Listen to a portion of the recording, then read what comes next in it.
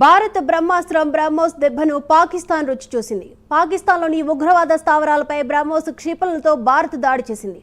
జైష్-ఏ-మహ్మద్ ఉగ్ర స్థావరంపై బ్రహ్మోస్ క్షిపణులు విరుచుకుపడ్డాయి. 5 most wanted టెర్రరిస్టులు ఖతమయ్యారు. కీలక ఉగ్రవాదులు బ్రహ్మోస్ దెబ్బ రుచి చూశారు.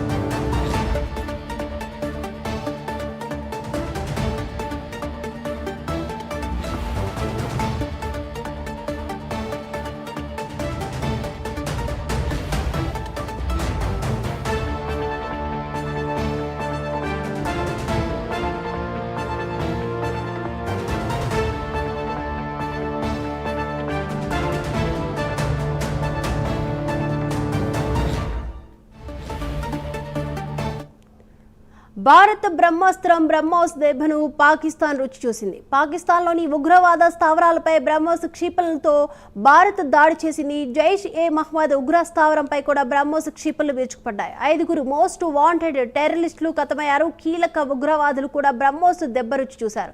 ఈ అంశానికి సంబంధించి మరిన్ని అప్డేట్స్ అందించడానికి మా ప్రతినిధి రవికృష్ణ సిద్ధంగా ఉన్నారు. రవికృష్ణ, అంటే ఏదైతే ఇప్పుడు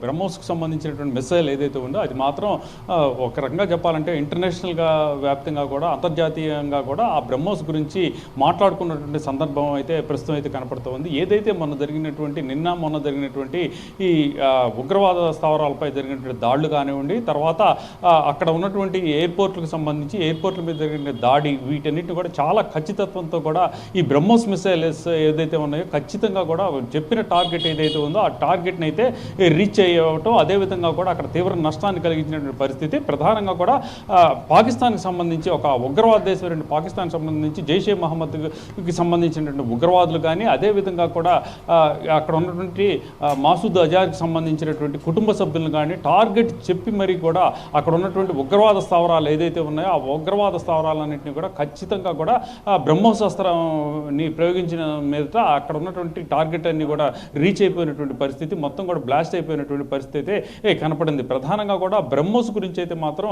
పెద్ద ఎత్తున కూడా ఇప్పుడైతే ఇంటర్నేషనల్ వేదికల మీద చర్చ నడుస్తున్నటువంటి పరిస్థితి అయితే కనపడుతుంది. ప్రధానంగా ఇక్కడ ఈ ఏదైతే మొన్న ఎల్ఓసి కంట్రోల్కి సంబంధించి ఎల్ఓసిలో జరుగుతున్నటువంటి దాడులకు సంబంధించి పాకిస్తాన్ F-16 కానీ, అదేవిధంగా కూడా చైనాకి సంబంధించినటువంటి J-17కి సంబంధించిన యుద్ధ విమానాలు ఏవైతే వచ్చినాయో ఆ యుద్ధ విమానాలని వాళ్ళు చెప్పినటువంటి పరిస్థితుల్లో ఏంటంటే ఎంతటి క్లిష్టతరమైనటువంటి పరిస్థితుల్లో అయినా సరే ఈ యుద్ధ విమానాలని ఎవరు కూడా రీచ్ కాలేరు, చేజ్ చేయలేరు, వాటిని బ్లాస్ట్ చేయడం చాలా కష్టమైన పరిస్థితి.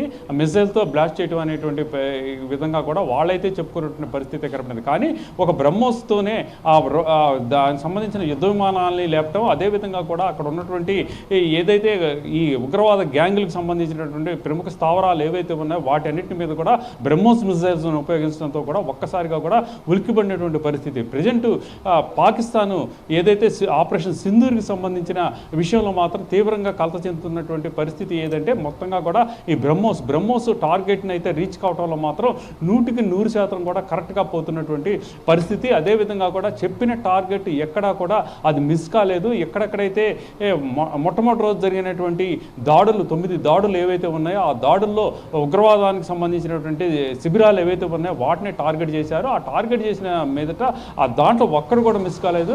ఖచ్చితంగా కూడా అది అయితే మాత్రం పిన్ పాయింట్లోనే బ్రహ్మోస్ వెళ్తూ అక్కడ ఉన్నటువంటి ఉగ్రవాదులందరినీ కూడా ఏరివేసినటువంటి పరిస్థితి అయితే కనపడింది. ఒక్క బ్రహ్మోస్ దెబ్బకే ఒక్క చోట జరిగినటువంటి దాడికే 100 మంది పైగా కూడా శిక్షణ పొందుతున్నటువంటి ఉగ్రవాదులు, కరుడుగట్టినటువంటి ఉగ్రవాదులు ఎవరైతే ఉన్నారో 100 మంది కూడా మృతి చెందినటువంటి పరిస్థితి. దీంతో బ్రహ్మోస్కి సంబంధించి పాకిస్తాన్ అయితే మాత్రం నిజంగా పాకిస్తాన్కి నైట్ మేర్గా తయారైందని చెప్పుకోవాలి బ్రహ్మోస్ అస్త్రం. దీనికి సంబంధించి ప్రధానంగా కూడా అక్కడైతే పెద్ద ఎత్తున చర్చ అయితే నడుస్తుంది.